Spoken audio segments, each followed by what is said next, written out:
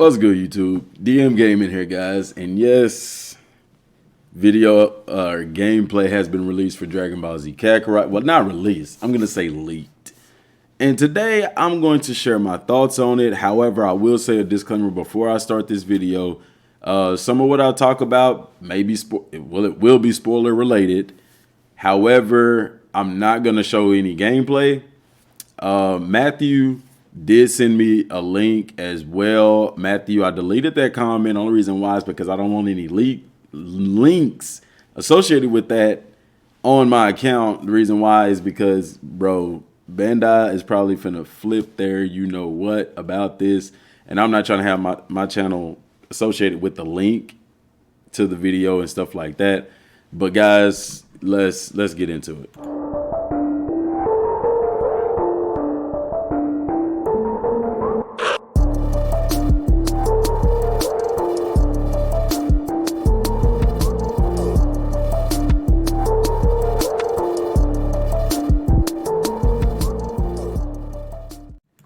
All right, y'all. So I'm not going to show gameplay. I'm not going to show screenshots. I'm not going to do any of that. That information is out there.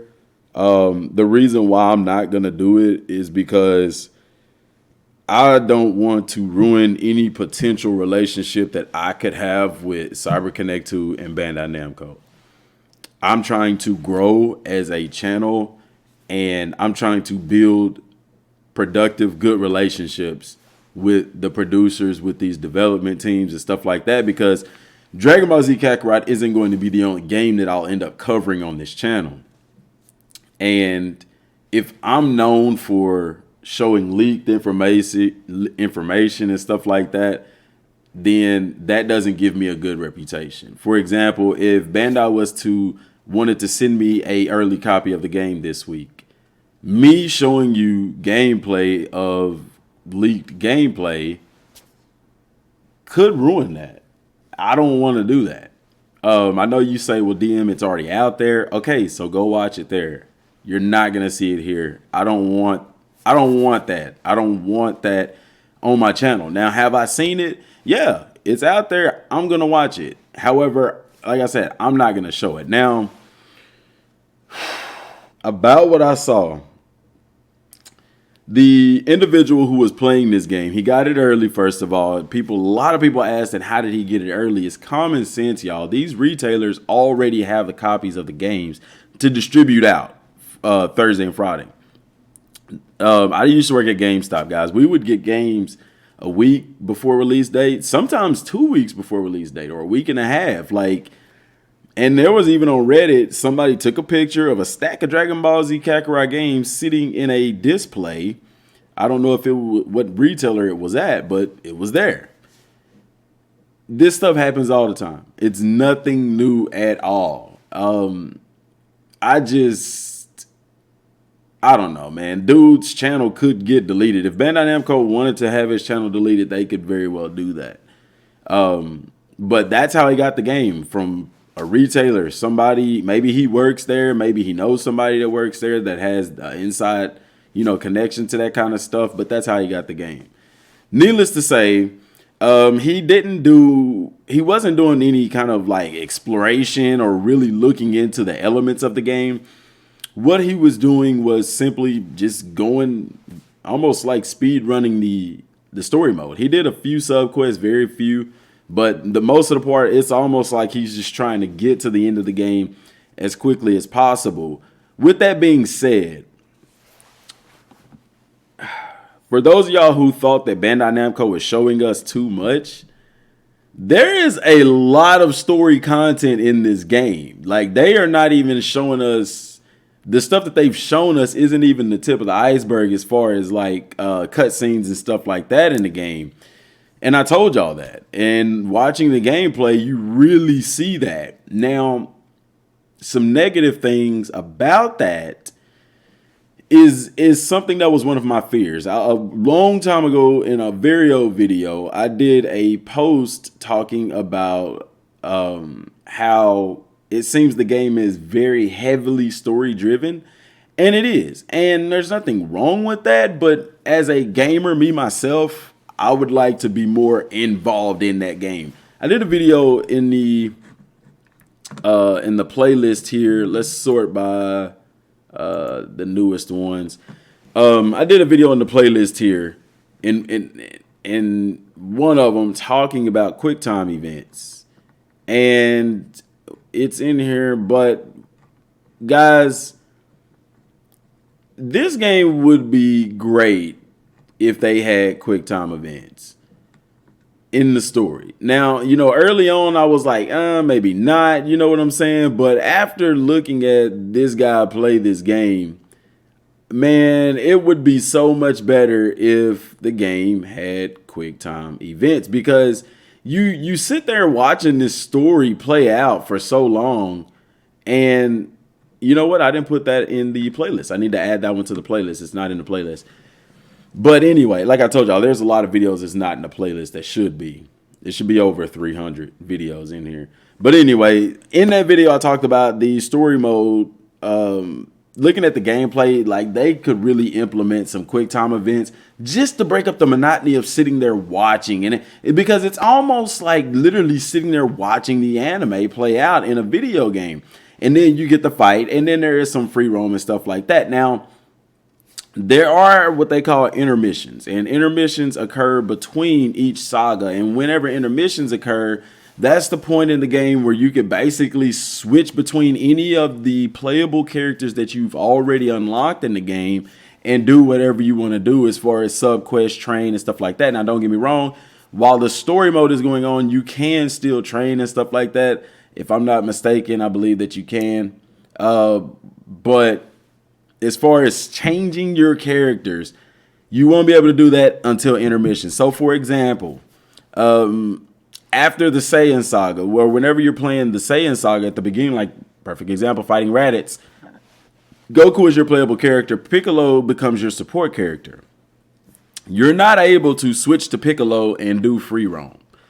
Now, once that particular saga is over, you have what they call intermission. Once you have intermission, you can then switch to Piccolo as your playable character and stuff like that. So as long as you're within the story, for the most part, you're locked to certain characters. You're not able to switch. However, don't fret, because after you've beaten that saga or whatever, you get an intermission where you can switch between characters and you can explore the open world, semi-open world. You can explore the world freely. You see what I'm saying? So that is there, but just have to lay that out there up front. Another thing is the know-hows. Now, I did a video, and that one should be in the playlist as well. What is a know-how? Right here. What are know-how skills? And in this video, I speculated that the know-how skills were the passive skills in the skill tree. That turns out to be 100% correct. Whenever he went into the skill tree, he unlocked those passive skills that you see with the blue logos there. If you haven't seen the video on the skill tree, go look at that and you'll know what I'm talking about. But he looks at that, he purchases that, he unlocks it, and then he goes into his skills where you set them, and he went into know-how, and those skills were there. So we were right about that. That is how you equip those passive skills. So they're passive, yes, but you actually have to select which ones you want to equip to your character. They're not passive in a sense where you just unlock them on the skill tree and the game automatically applies it. You have to actually put those on your skill tree palette in the know-how section. Now, the thing about that is, remember looking at Gohan's know-how. Matter of fact, I'll just pull this video up here. And we'll let the ad roll. It's my video, whatever. Let's go here.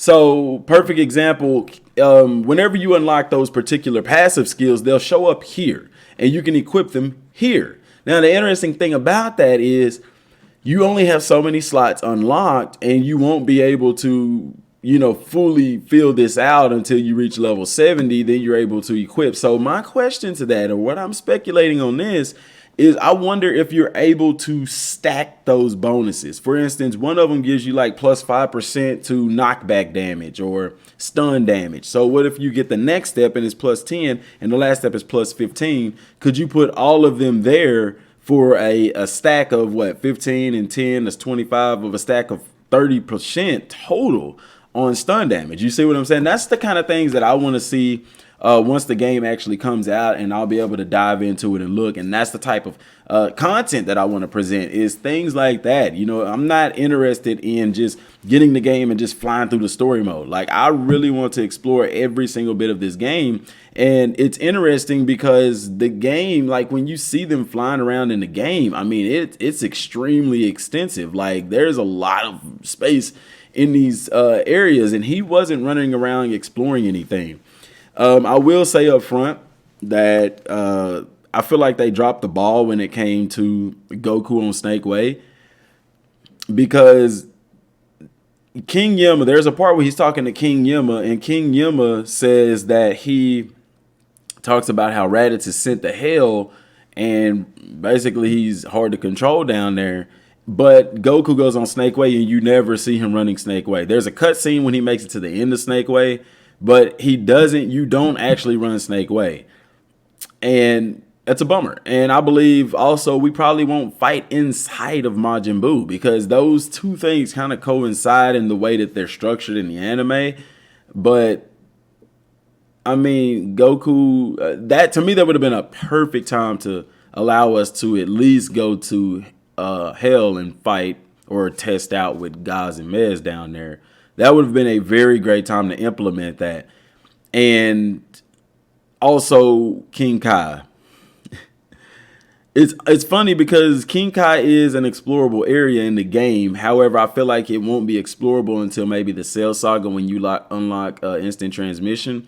Because in the game, when you're on King Kai's planet, you don't do anything. Everything is cutscene based. Like when we seen the cutscene of Goku breaking the rock with the Spirit Bomb, guess what? That's pretty much all you do on King Kai's planet, as far as up until the Frieza Saga.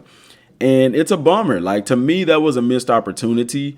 They could have easily, I feel like they should have done us at least chasing Gregory and Bubbles around, and at least allowed us to be able to shoot the boulder. That would have been an opportunity for a quick time event as well. And guys, I know you're probably wondering why I'm not showing any gameplay in the backgrounds, because right now Bandai Namco is more likely aware of the gameplay that's going on. So I don't want to post a video with any kind of gameplay right now, because I don't want them to think that it's the actual game that's released and I get in trouble. I don't want to do that. So anyway, I feel like they could have put a quick time event there. That would have been great, or at least let us control some kind of mini game of some sort. And also, when Goku lands on King Kai's planet, he says nothing about the gravity. I know I'm saying a lot, but man, my thoughts are all over the place because, guys, we got home really late last night, and so I've been like binge watching this stuff. Hadn't slept that much, but he doesn't mention the 10 times gravity, and Goku doesn't even struggle to move around on King Kai's planet. Now, I don't know that part in the manga. Maybe that was just an anime adaptation of it, but I feel like it was still a missed opportunity to explore that a little bit more, to get us more engaged in King Kai and Snake Way and stuff like that. And it makes me question what other things that we would like to see that we didn't get to see. Goku training on the way to Planet Namek. He telepathically speaks with King Kai about training at 100 times gravity, but I didn't see it. Maybe I skipped that part or dozed off or something like that, but I didn't see him training. There's nothing that you actually do on the spaceship. It doesn't even show Goku. It shows the spaceship flying through space, but you don't do anything on there. Another missed opportunity, in my opinion. You know, they boasted about this game, saying that they wanted to showcase some of the things that hasn't been showcased in a Dragon Ball game. And I feel like those things alone, those 3 things, and that's just at the beginning of the game, should have been put in the game in a way that you can interact with them, and that would have made those parts of the game perfect. But those parts are missing, and it's not a big deal because we haven't had them in a Dragon Ball game anyway. You see what I'm saying? So I'm not like messed up about like this should have been in the game. Like, no, it would have been cool if it was, but it's not. And that's fine, because as you play the game, it's like when that part comes up, you wish it was there. But once that part is gone, you're not even thinking about it anymore. You're just captivated back into the game, and you're into the story, which, like I said, the story really there's a lot of cutscenes, but they do give you the option to fast forward and skip them. And for me, it, like I said, it's not a problem, because even watching it, I've watched it 2 or 3 times already. Been watching it and stuff. I was listening to it on my paper route, and I'm not bored of it at all. I can't wait to get my hands on it and experience it for myself, and do a lot of the things that he didn't do in the gameplay. But like I said, guys, we were right about the know-how skills. What I plan on doing going forward, because after seeing a lot of these things, and y'all have seen a lot of these things, it doesn't bring up so much of a point to sit here and discuss them. I would really like for the next couple of days to break down and focus on the community tab, because it's very prominent, guys. And I would like to at least put a segment in each video to kind of highlight each particular one. That I'm not going to do a full video on it, but within each video, highlight a particular one. Now, how do I feel about the gameplay being leaked overall? Morale-wise, channel-wise, I knew that it would happen. It's happened with every game. I was a bit bummed at first, because it's like, man, you know, you work on something so hard for so long, and somebody who's never done a video on this game, somebody who's never even talked about it, can go to a store and get the game early and make a video, and boom, you know, it's a double-edged sword, man. Like, I enjoy watching it. I like seeing it. I'm not gonna lie, but at the same time, you know, being the way that the channel is, I really would have hoped that that like I could have been the one to kind of show that game off, and not in an early sense. No, not leaking gameplay. No, I mean, like, perfect scenario for me was, what if Bandai Namco, they sent me the game and was like, you can, you know, play it a day or two early and show it, or something like that, or at least get the game early. And that way I could start making content. That way when the game releases, we could just roll out those videos and stuff like that. And that can still happen this week. I don't know. I'm fingers crossed. That is my ideal situation. But I was bummed, man, because, I mean, I think everybody was a little bit bummed, because everybody wants to play this game, and they're seeing it and they're liking it. My question to you guys is, after seeing all of this, after seeing everything that you've seen, what do you still feel about the game? Do you still feel the same way about the game? And for those of y'all who knocked the game, who didn't like the game, how do you feel now? Do you still feel the same way? Now, I will say this. Be mindful if this is your first time seeing it. And I know some people haven't seen it because they don't want to get spoiled, but there's really no spoilers in it, in my opinion. Like, I don't know. To me, my biggest thing that I want to see is the exploration and the training and stuff like that, the Dragon Balls and stuff like that. That's really what I want to see. It almost seems like the first saga of the game is more or less an introduction, or even the up to the Namek saga. It's like you're still being introduced to these characters, and they're still introducing game mechanics. So it almost seems like the story is preparing you for something greater. And that's what I'm interested to see. So let me know what y'all think down in the comment section down below, guys. I'm going to go watch it some more. And let the gears turn and see where we go from there. I appreciate y'all for tuning in. Till next time, thanks for watching. Peace.